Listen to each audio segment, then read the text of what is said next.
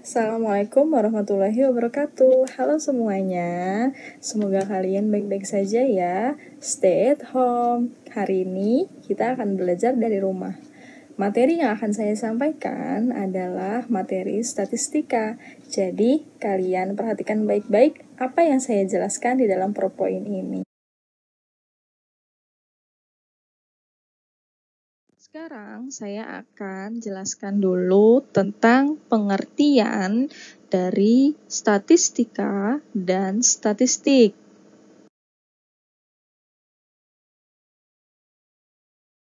Statistika itu adalah cabang dari matematika yang mempelajari cara pengumpulan, penyajian, penganalisaan, dan penarikan kesimpulan dari data.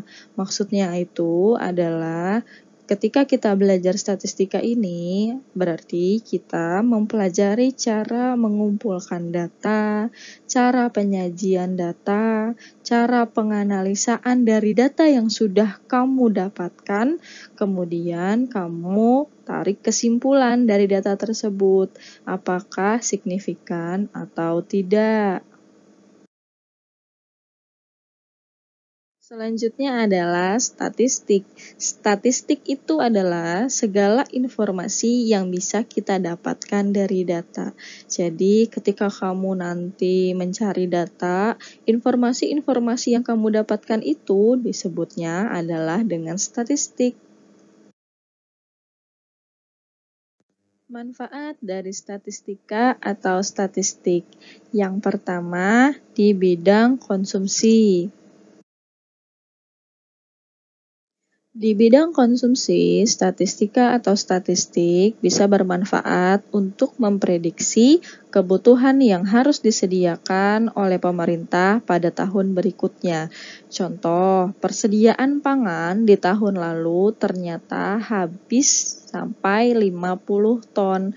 Berarti pemerintah harus memprediksi di tahun berikutnya harus disediakan berapa? Berarti harus lebih dari 50 ton.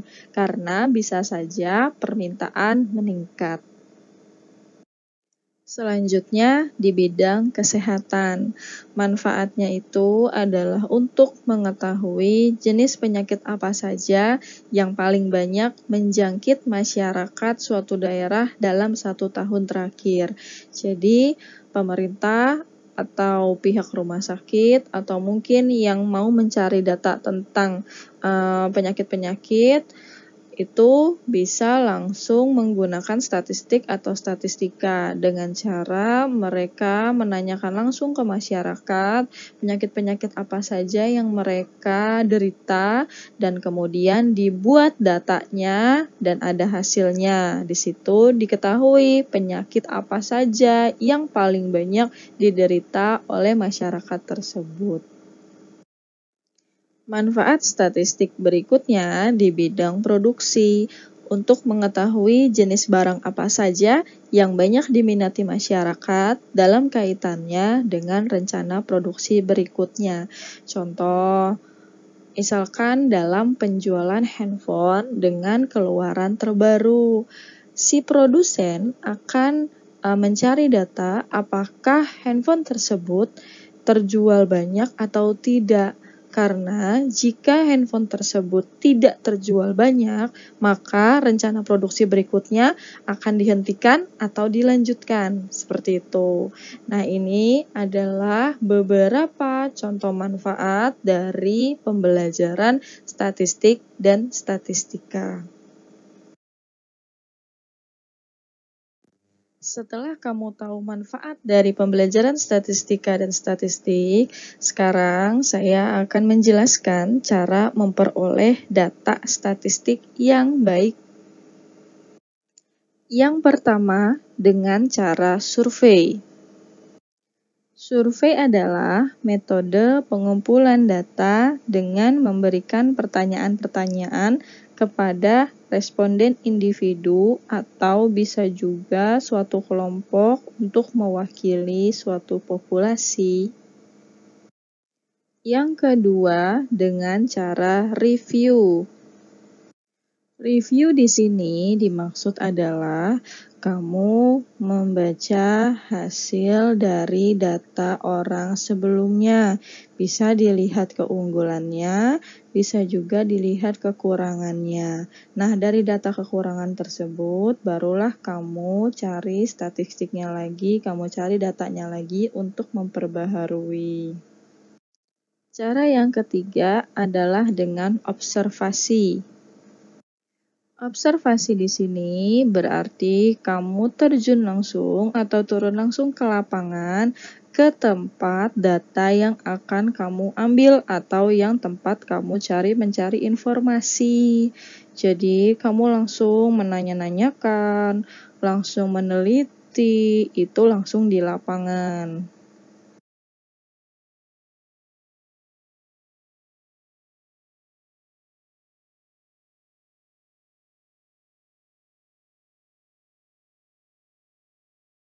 Bagaimana sih syarat data yang baik? Di sini ada syarat-syaratnya. Syarat yang pertama, data yang baik adalah harus objektif. Yang dimaksud objektif adalah keadaan yang sebenarnya atau pada orang yang sebenarnya. Jadi harus sesuai dengan objek atau benda yang akan diteliti. Syarat yang kedua adalah harus relevan. Data yang relevan itu maksudnya data yang ada hubungannya langsung dengan persoalan yang sedang diteliti. Syarat yang ketiga adalah up to date. Berarti data yang diambil minimal 5 tahun ke belakang. Misal kamu ambil data di tahun 2020, berarti maksimalnya di tahun 2015 sampai ke 2019. Tidak boleh kurang dari 2015 karena itu datanya sudah tidak valid atau sudah lama. Syarat yang keempat adalah terpercaya. Jadi, kamu harus mendapatkan informasi itu dari sumber-sumber yang terpercaya, yang memang mengalami kejadian langsung.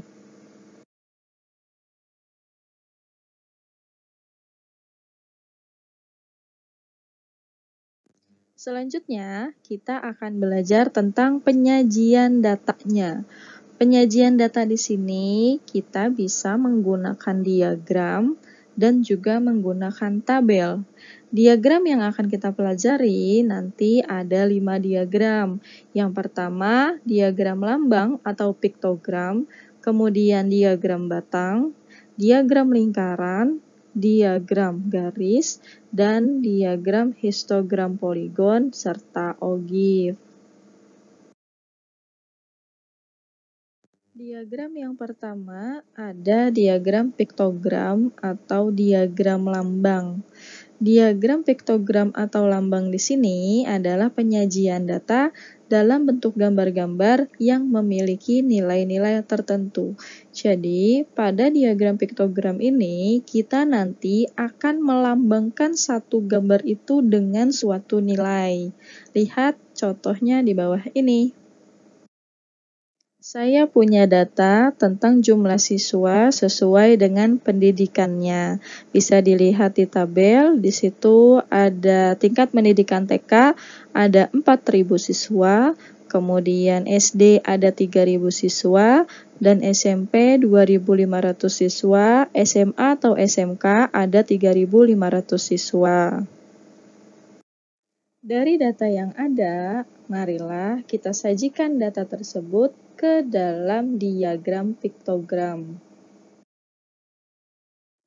Dari data yang kita miliki, saya misalkan satu tangkai bunga sama dengan 500 siswa. Setelah dimisalkan, kita buat tabel untuk menggambarkan lambang yang sudah kita misalkan tadi. Buat tabelnya 3 kolom, yaitu tingkat pendidikan, kolom lambang, dan kolom jumlah. Setelah itu, kita buat satu persatu berdasarkan tingkat pendidikan. Yang pertama, TK. TK berdasarkan data yang kita punya ada 4.000 siswa. Kemudian kalau kita mau menjadikan diagram piktogram, dari 4.000 siswa itu dibagi dengan permisalan satu tangkai bunga. Satu tangkai bunga itu dimisalkan 500 siswa, berarti jumlah siswa TK 4.000 dibagi dengan 500 siswa menjadi berapa bunga? Yaitu 8. 4.000 dibagi 500 jadinya 8. Maka kamu harus menggambar 8 bunga pada kolom lambang.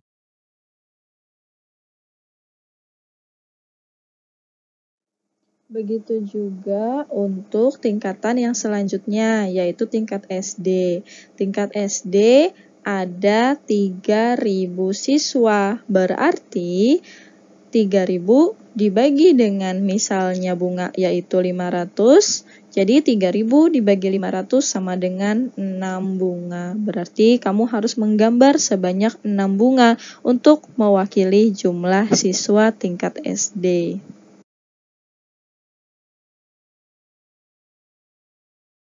Begitupun selanjutnya untuk yang tingkat SMP. Tingkat SMP berdasarkan data ada 2.500 siswa. Kemudian kita bagi dengan misalkan bunga 500 siswa. 2.500 dibagi dengan 500 menjadi 5. Maka kalian harus menggambarkan 5 bunga untuk mewakili jumlah siswa sebanyak 2.500.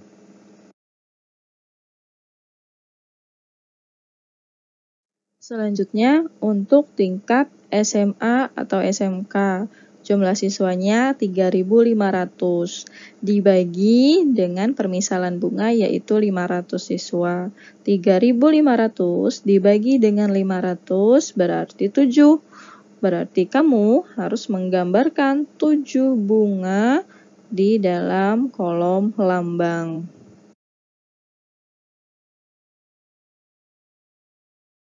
Seperti itu cara kamu menyajikan data dalam diagram piktogram atau diagram lambang.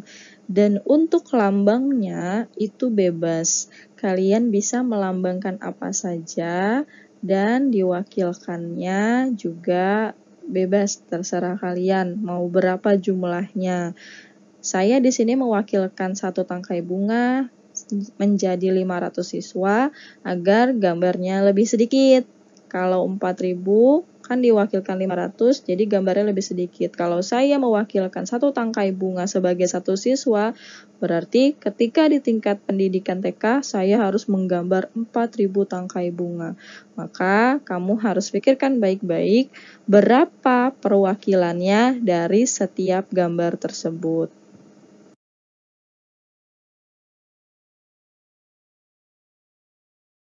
Diagram selanjutnya adalah diagram batang. Diagram batang adalah penyajian data dalam bentuk batang-batang atau kotak-kotak. Pastinya kalian sudah pernah dong ya bikin diagram batang, karena pelajaran statistik ini sebenarnya sudah pernah kalian pelajari waktu di kelas 6 SD dan kelas 9 SMP. Berikut adalah contoh dalam penyajian diagram batang. Di sini ada data tentang jumlah siswa dari tahun 2003 sampai 2007. Sajikanlah data tersebut ke dalam diagram batang.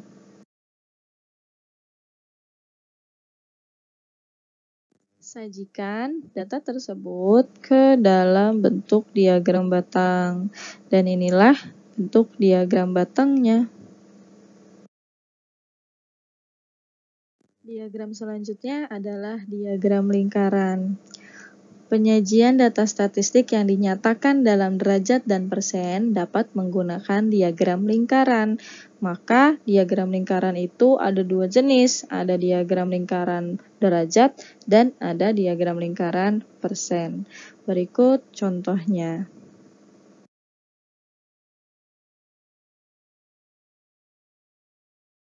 Berdasarkan data yang kita punya tentang data olahraga favorit, di sini ada sepak bola, ada bola basket, ada tenis, ada renang, ada voli. Kemudian di sini sudah saya sajikan dalam bentuk diagram lingkaran persen dan juga diagram lingkaran derajat. Diagram selanjutnya adalah diagram garis. Diagram garis biasanya digunakan untuk menunjukkan perubahan sepanjang periode tertentu. Seperti nanti di contoh di bawah, saya akan memberikan contoh tentang perubahan kurs jual beli mata uang.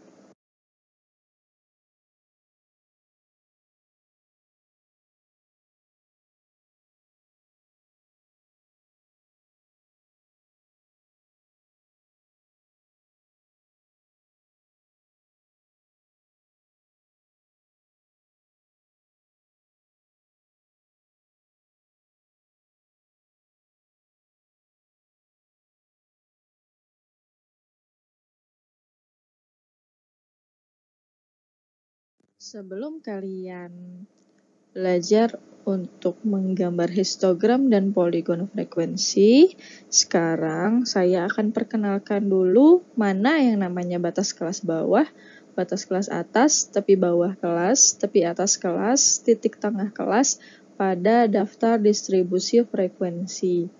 Daftar distribusi frekuensi itu adalah data yang disajikan dalam bentuk tabel dan dia adalah data kelompok seperti yang ada di gambar ini. Sekarang kalian perhatikan tabel yang ada. Di situ ada dua kolom. Ada kolom nilai ulangan dan kolom frekuensi. Pada kolom nilai ulangan ada data 55 sampai 59 dan seterusnya 90 sampai 94. Nah, di situ kita akan mengenal yang namanya batas kelas bawah dan batas kelas atas. Batas kelas bawah itu adalah angka-angka yang ada di paling depan, yaitu 55, 60, 65, 70, 75, 80, 85, dan 90. Itu adalah batas kelas bawah.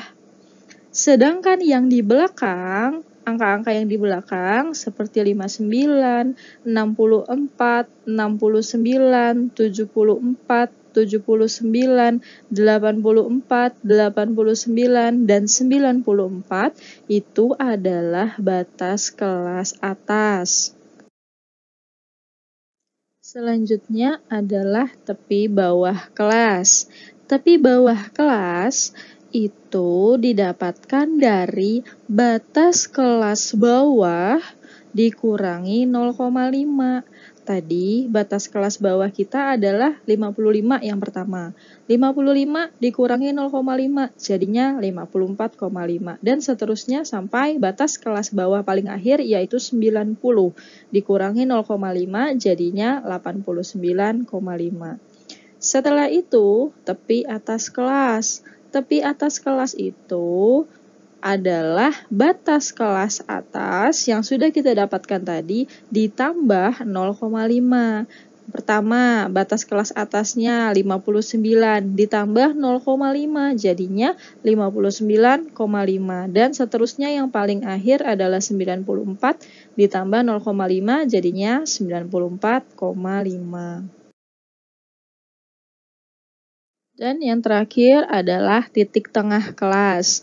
Titik tengah kelas itu didapatkan dari penjumlahan antara batas kelas bawah ditambah dengan batas kelas atas kemudian dibagi 2. Contoh, perhatikan pada nilai ulangan yang baris pertama 55 sampai 59. itu kamu jumlahkan 55 ditambah 59. Setelah itu, setelah dijumlahkan, kamu bagi 2, maka dapatlah hasilnya 57. Itu adalah titik tengah kelas. Dan berlanjut untuk ke barisan kedua dan selanjutnya. Sampai ke yang 90 sampai 94. Dijumlahkan, kemudian dibagi 2, hasilnya adalah 92. Setelah kalian mengenal apa itu batas kelas, titik kelas, dan titik tengah, maka barulah sekarang kita menggambar histogram dan poligon frekuensi. Seperti yang sudah ada di gambar, itu adalah gambar histogram dan poligon frekuensi. Caranya adalah pertama, kamu buat bidang koordinatnya. Garis-garisnya, garis vertikal dan horizontal, sumbu X dan sumbu Y-nya.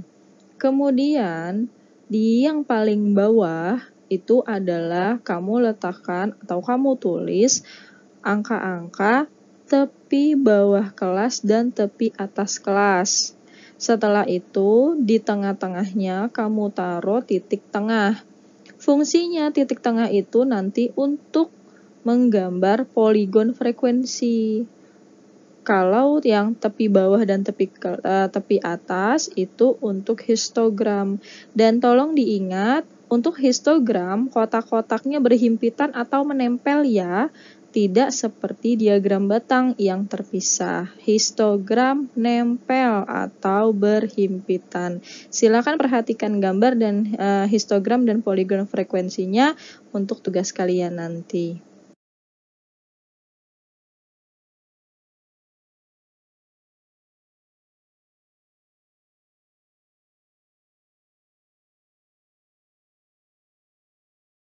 Sebelum kamu menggambar OGIF, sekarang kamu buat dulu tabel frekuensi kumulatifnya.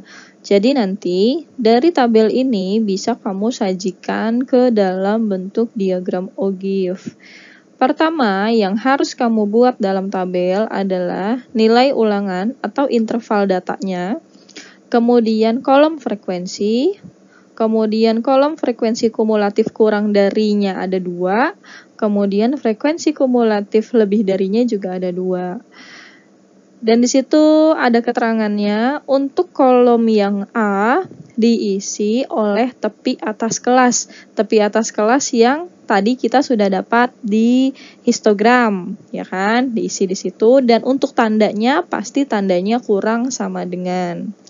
Setelah itu, di kolom B itu adalah diisi dengan penjumlahan frekuensi. Di situ kan frekuensinya ada 7, 12, 23, 21, 18, 10, 8, dan 1 dengan jumlahnya adalah 100. Nah, kolom B itu jumlah frekuensinya. Untuk yang pertama, 7 itu tinggal dipindahin. Dan baris kedua berarti tambah 12, maka jadi kemudian 19 ditambah 23 jadi 42, dan seterusnya sampai terakhir adalah frekuensinya. Itu pasti sama. Jumlah frekuensi sama jumlah di baris paling terakhir pada frekuensi kumulatif kurang dari. Setelah itu ke frekuensi kumulatif lebih dari. Kalau di frekuensi kumulatif dari atau pada kolom C, diisinya adalah dengan tepi bawah kelasnya pun lebih sama dengan gitu ya. Itu pasti, kalau yang lebih dari berarti tandanya juga lebih dari.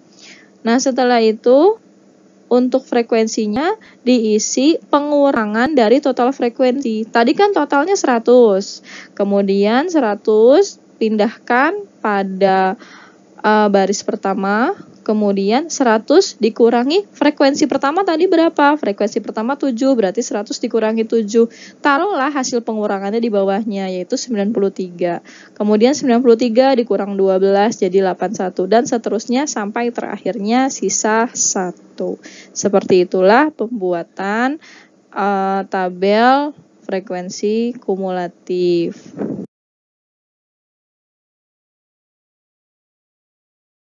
Sekarang kita menggambar ogive positif dulu. Ogive positif itu diambil dari data frekuensi kumulatif kurang dari. Makanya di sini dia bentuk kurvanya adalah naik karena kan di kumulatif kurang dari itu penjumlahan. Pertama frekuensinya 7, naik, tambah terus, dan terakhirnya sampai di 100. Itu untuk ogive positif. Pokoknya ambilnya datanya dari frekuensi kumulatif kurang dari. Dan angka yang di bawah-bawah itu adalah tepi bawah kelas.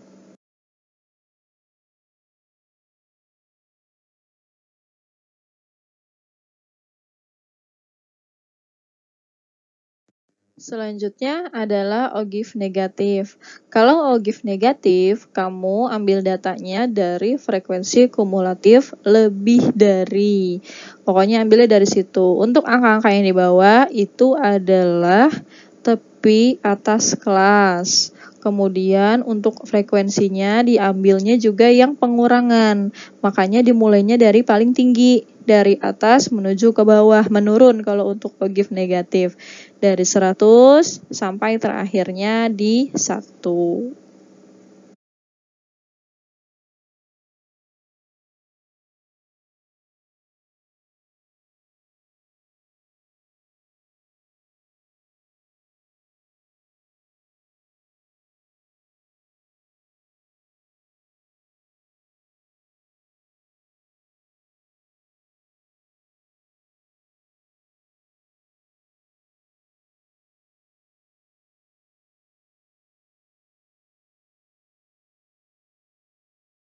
Semoga apa yang sudah saya berikan tadi bermanfaat untuk kalian. Dan jangan lupa tugasnya dikerjakan di buku latihan saja. Kemudian kalian foto hasil pekerjaan kalian dan kirim ke email saya ya. Bye, terima kasih. Wassalamualaikum warahmatullahi wabarakatuh. Tetap jaga kesehatan.